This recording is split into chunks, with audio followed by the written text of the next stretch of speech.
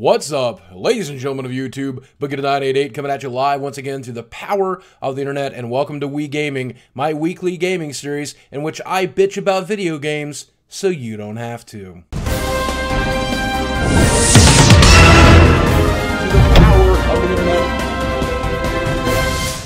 Our first story tonight is that YouTuber Boogie298 gets rid of his ghetto-ass intro and replaces it with one much nicer, designed by a fellow YouTuber by the name of Daniel Joseph, who does wonderful work and is willing to work for you. I've listed his link down below if you want to check it out. Now, this isn't the only intro that people made me this week, so as we come up during the next few weeks, I'm going to show off new intros and give people shout-outs in exchange for making them. And we'll find one you like, and that'll be the one we use. Though our top story this week is that the folks at Twitch TV have lost their goddamn minds. Now, a lot of us knew that with the Google acquisition of Twitch TV, there would be a certain YouTubeification we all anticipated and were a little bit afraid of, and it seems like that has begun.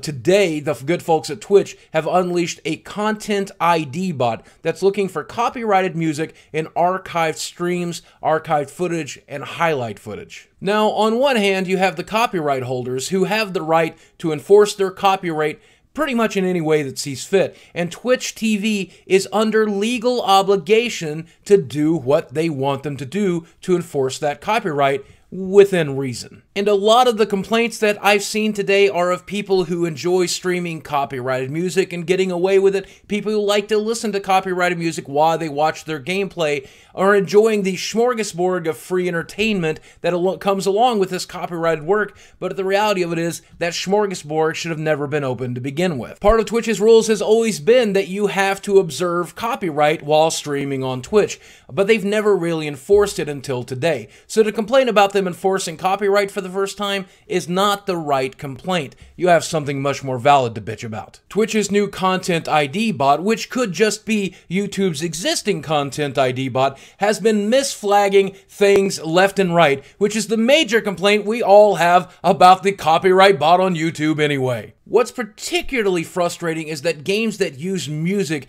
to enhance the game, whether it be Grand Theft Auto 5 or Fallout 3 or Saints Row 4, these games are getting flagged because of the music that has been licensed for the gameplay to begin with. Now, if you capture this gameplay and upload it to YouTube or capture it on Twitch, you're going to get a copyright strike. And if you want to see an example of how broken this bot actually is, all you have to do is look right here. This is a screen cap of a video of Twitch's own uploaded stream that has been copyright flagged by their own copyright bot.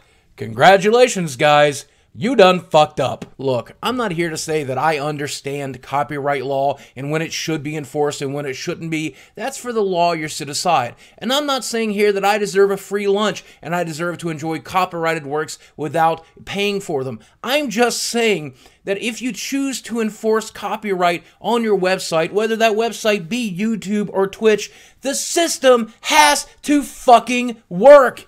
Assholes. And you know, sure, with YouTube, we're stuck with this kind of thing because YouTube is pretty much the only competition out there. But with a brand new website like Twitch, when there's plenty of competitors still in the arena, this kind of thing can take your billion-dollar acquisition and turn it into a 50-cent website pretty much overnight. I'd be really, really careful.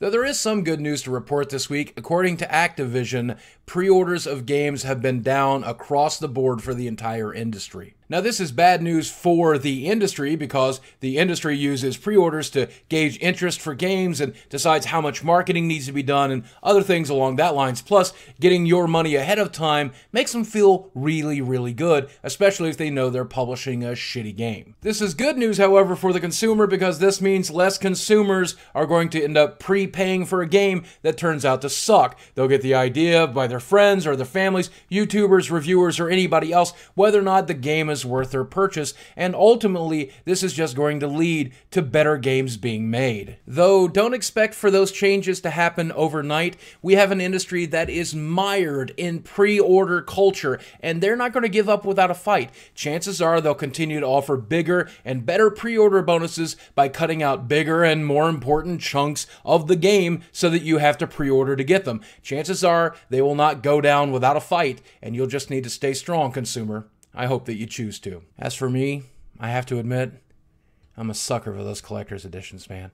I love plastic shit. And finally, speaking of pre-orders, Destiny today announced that it is the record holder for most pre-ordered game ever. Now, this may come as a surprise to some, but in reality, it's kind of obvious. Their marketing technique of having an alpha and a beta that worked and the game was fun and enjoyable was pretty much marketing 101. It allowed YouTubers to YouTube it and streamers to stream it and players to play it, give everyone a chance to build confidence in the product before it was released, and that's the whole point of marketing to begin with. So to the folks at Bungie and at Activision, good job on this one. Now, if only we could convince them to fire the fuckface who decided they didn't need a simultaneous PC release. Alright guys, that's going to do it for this week. Now, if you enjoyed this episode, do me a favor and gank the like button. Share it with somebody. Follow me on some of the social media above. Check out my t-shirts at Spreadshirt, or really do anything else you can to interact. I don't have a show without you. I don't have a YouTube channel without you. My life sucks